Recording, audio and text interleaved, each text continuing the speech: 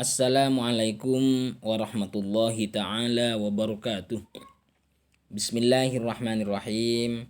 Alhamdulillahi rabbil alamin. Wassalatu wassalamu ala ashrafil anbiya'i wal mursalin Sayyidina Muhammadin wa ala alihi wa sahbihi ajma'in, amma ba'd.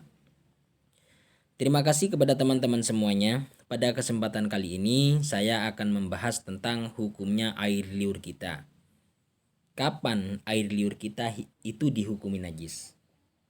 Karena pada suatu ketika air liur itu hukumnya najis, walaupun kebanyakan dari air liur kita itu suci. Mari kita lihat keterangan di dalam kitab-kitab Mu'tabarah tentang pendapatnya ulama fikih dalam masalah air liur ini. Ini ada keterangan dalam kitab Mughnil Muhtaj juz 1 halaman 79. Wal bulghamus sa'idu minal ma'iddati najisun bi khilafin nazili minar ra'sih aw min aqsal halqi was sadri. Cairan yang naik dari perut itu hukumnya najis. Beda halnya dengan yang turun dari kepala atau dari ujung tenggorokan atau dari dada.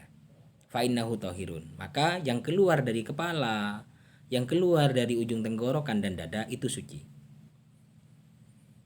Wal ma'us sa'ilu minan naimi in kana minal ma'iddati ka in kharaja muntinnan bisafratin fanajisun. Air yang keluar dari orang yang tidur, air liur yang keluar dari orang yang tidur apabila betul-betul nyata dari perut, contohnya keluarnya itu berbau dan warnanya kuning, maka hukumnya najis. La ingkana min ghairiha, tidak dihukumi najis apabila keluarnya itu dari lainnya perut. Au syakka fi annaha minha aw la fa innahu tahirun. Atau dia ragu apakah cairan itu keluar dari perut atau bukan dari perut, maka hukumnya cairan itu suci. Jadi cairan yang keluar dari perut, nyata-nyata dari perut itu najis. Kalau diragukan apakah dari perut atau bukan, atau nyata bukan dari perut, ya hukumnya jelas suci. Nah, ini dalam kitab Mughnil Muhtaj. Kemudian kita lihat dalam kitab I'anatut Thalibin juz 1 halaman 81. Ammal maniyyu fatahirun khilafan li Malik. Adapun mani itu hukumnya suci. Beda halnya dengan pendapatnya Imam Malik. Kalau Imam Malik berarti mani itu najis. Wa kadza bulghamu ghairi ma'iddatin min ra'sin aw sadrin. Dan juga cairan yang bukan dari perut, contohnya dari kepala, dari dada, itu hukumnya suci. Wa ma'un sa'ilun min famina imin walau nitnan aw asfar. Begitu juga suci air liur yang mengalir dari mulutnya orang yang tidur, walaupun baunya basin, au asfaro atau warnanya kuning. Malam yatahaqqaq annahu min ma'iddatin. Selagi tidak nyata bahwa air liur tersebut dari perut, berasal dari perut. Illa mimmani betuliya bihi fayufa anhu wa in kathura. Kecuali air liur yang nyata-nyata dari perut itu berasal dari orang yang diberi cobaan oleh Allah, selalu keluar air liur. Fayufa anhu wa in kathura, maka dimakfu, diampuni air liur yang keluar dari perut itu kalau memang diberi cobaan oleh Allah. Wa in kathura, walaupun air liur itu banyak. Wa qauluhu ma lam yatahaqqaq annahu min ma'iddatin, perkataannya Hakim Musannif yang mengatakan selagi tidak nyata bahwa air yang keluar itu dari perut selagi tidak nyata bahwa keluar dari perut. Contohnya bi antahaqqaqa annahu min ghairiha. Contohnya adalah nyata-nyata memang betul-betul bukan dari perut. Aw syakka fihi, atau dia ragu. Hal huwa minal ma'idati aw ghairiha.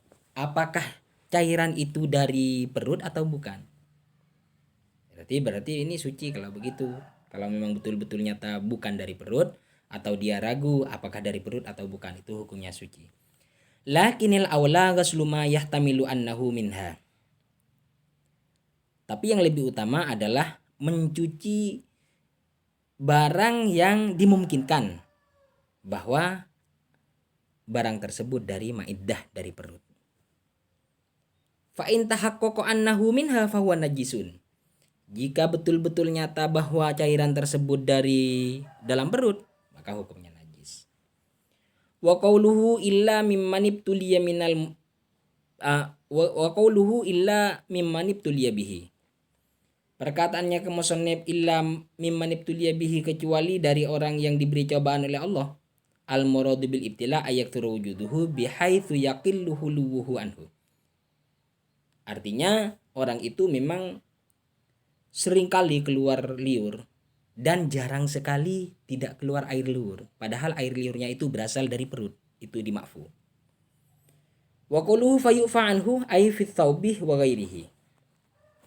Perkataannya penusannif yang mengatakan fayufa anhu, maksudnya di mana? Ay fi tsaubi wa ghairihi, artinya yang dimakfu itu, yang diampuni itu kalau mengenai baju dan lainnya. Wa mithluhu man ibtuliya bil qai. Begitu juga sama dengan orang yang dicoba dengan air liur yang keluar dari perut. Orang yang dicoba oleh Allah, yang diberi cobaan oleh Allah dengan selalu muntah. Fayufa anhu fi thawbi wal badan, maka diampuni kalau mengenai baju dan badan. Kama fi nihayah, seperti keterangan dalam kitab Nihayah. Waqad dzakara Ibnul Imad salasata aqwalin fi ma sala min famin naim. Ibnul Imad itu menukil ada 3 pendapat di dalam masalah air liur yang keluar dari orang yang tidur. Wahiyya qila an innahu tahirun mutlaqan. Satu pendapat yang bilang, ada yang bilang bahwa itu secara mutlak suci. Wa qila innahu najisun mutlaqan. Ada yang bilang pendapat yang kedua najis secara mutlak. Wa tsalitsu at-tafsil bainal khariji minal ma'iddati wal khariji minal fam. Dan yang ketiga adalah tafsil, diperinci antara yang keluar dari perut dan yang keluar dari mulut. Kalau yang keluar dari perut itu hukumnya najis, kalau yang keluar dari mulut itu hukumnya suci, ditafsir.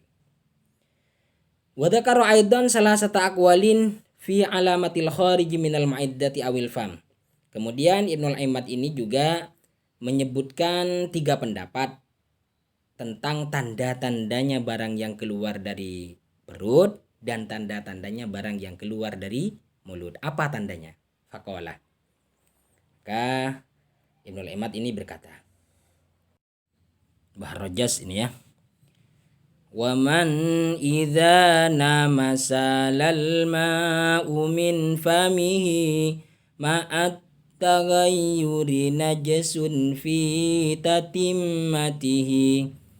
Qala al-Juwaini ma min batnihi najisun wa tahirum majara min ma'i lahwatihi wa nasakafun mata ma safratun wujidat fa innahu qad jara min ma'i ma'datihi wa qila ma batnihi inna malazamahu bi ayyara sa'ilan ma'tuli naumatihi wal ma'u min lahwatin bil aksi ayatuhu man balluhu syafatun jaffat biriqatihi wa ba'duhum iyanam warra'su murtafi'un alal wisadi fadha tahirun kariqatihi. Artinya begini, jadi sama dengan yang tadi, kalau ada warna kuning-kuning bau itu tandanya dari dari perut. Tapi kalau tidak ada itu berarti dari kepala dan dada. Cuma ada sebagian dari ulama yang bilang kalau tidurnya itu tidur di atas bantal, artinya kepalanya agak tinggi. Ini jelas-jelas suci karena tidak mungkin dari perut. Itu. Jadi samalah, cuma ini dinadhamkan. Kemudian kita lihat keterangan Hasyatul Bujairami an syarhi manhajit tulab qauluhu fi haddidz zahir fi haddidz zahiri famin. Jadi maksudnya haddudz zahir itu maksudnya kan katanya ulama kalau yang keluar dari haddudz zahir itu suci. Ini ada sebagian yang bilang begitu. Tapi kalau keluar dari bagian perut itu hukumnya najis. Maksudnya bagian dohirnya mulut itu sampai di mana? Wahuwa makhrajil ha'i alal mu'tamad. Itu yang dikatakan haddud dohir itu tempat keluarnya ha. Jadi lendir atau cairan yang keluar dari makhrajnya ha di tengah-tengah tenggorokan berarti alal mu'tamad itu suci. Wakilah makhrajil kha. Ada yang bilang bukan ha itu di tengah kan, tapi ada yang bilang ujung paling atas tempatnya kha keluar. Wal batin ma ba'da dzalik wa huwa makhrajil hamzati wal ha. Yang dikatakan batin di mulut ini adalah tempat keluarnya ha paling bawah dari tenggorokan dan keluarnya hamzah itu paling bawah tenggorokan. Jadi intinya berarti ada dua pendapat. Jika dipastikan air liur itu tidak keluar dari perut, hukumnya suci. Atau bingung, ragu apa keluar dari perut atau bukan dari perut, itu hukumnya suci. Walaupun berbau dan warnanya kuning, karena kadang-kadang walaupun warnanya kuning kita makan kuning-kuning di mulut masih tersisa umpamanya, akhirnya air liurnya juga kuning, itu kan suci. Sedangkan yang keluar dari perut itu hukumnya najis. Nah, itu pendapat ketiga daripada Ibnu Ahmad. Sedangkan yang pertama mengatakan suci secara mutlak. Pendapat yang kedua najis secara mutlak. Pendapat yang ketiga yang ditafsir seperti barusan, kalau keluar dari selainnya perut itu suci, tapi kalau keluar dari perut itu hukumnya najis. Demikian teman-teman, mudah-mudahan tambah ilmu pada hari ini menjadi amal kita yang berkesinambungan sampai ke akhirat nanti. Wassalamualaikum warahmatullahi taala wabarakatuh.